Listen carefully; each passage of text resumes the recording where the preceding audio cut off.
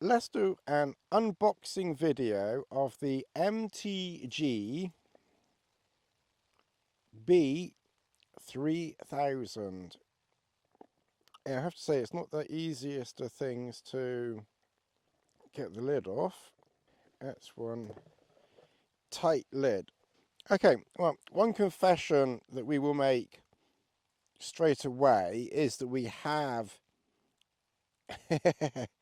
already taken the watch out and had to take off 1, 2, 3, 4, 5 links. But let's take a look inside the box with the magic of editing, and we will see what's in here. So we lower the front down, we pull the box forward. On the right hand side, of course, we have the box with the booklets in. So let's have a quick look of what we have in here. A G-Shock MTG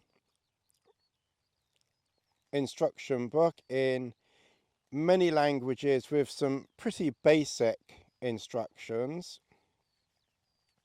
We have some more paperwork, some more paperwork, some more paperwork, and of course the warranty. And we open the box and voila, one very nice looking G-Shock MTG 3000. Now, like I said, I will admit that I had taken this out before. So obviously the baggie was inside a bag. So if you want to know how it arrives, the bag is inside a bag. The watch goes around the bag with the bag. So the watch was around the bag, in the bag. Obviously there was a whole load of stickers on it with obviously a hanging label thing, and then that was all inside that bag. And then it was kind of like rather unceremoniously inside like that, pretty much. So if you want an original experience, then basically that was kind of what you had when you first received it. So you had to kind of take it out of that bag, take it off that, and that's basically all that was inside there. Obviously you had a little bit of foam that went on the top, and then the links. Now I'll explain to you how to do the links.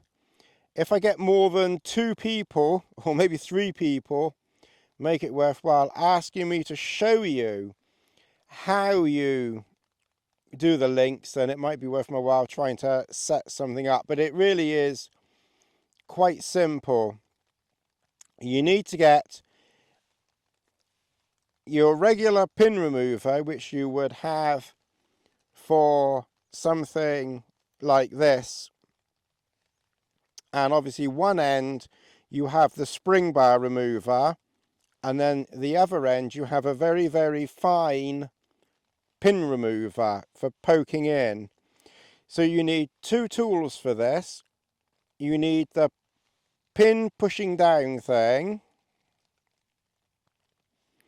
and that will push the pin halfway out, and then you need a pair of pliers to gently pull it out the other end.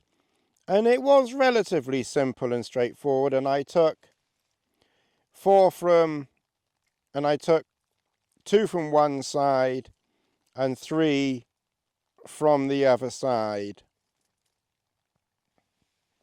So, you know, it was fairly straightforward and easy to use. There seems to be this special kind of backing thing going on here. So there are no bits that can drop out with these. And obviously when you put the pin back in again, use your pin remover to obviously just use that pin thing and then very carefully push the pins back in again so they sit more flush. But because these, you know, are just loose, then I didn't really worry about that so much. But just make sure you put them in, give them a little bit of a push back in again. I went for the one with the purpley bits on it, purple and reddy bits on it, just as something, you know, a little bit different.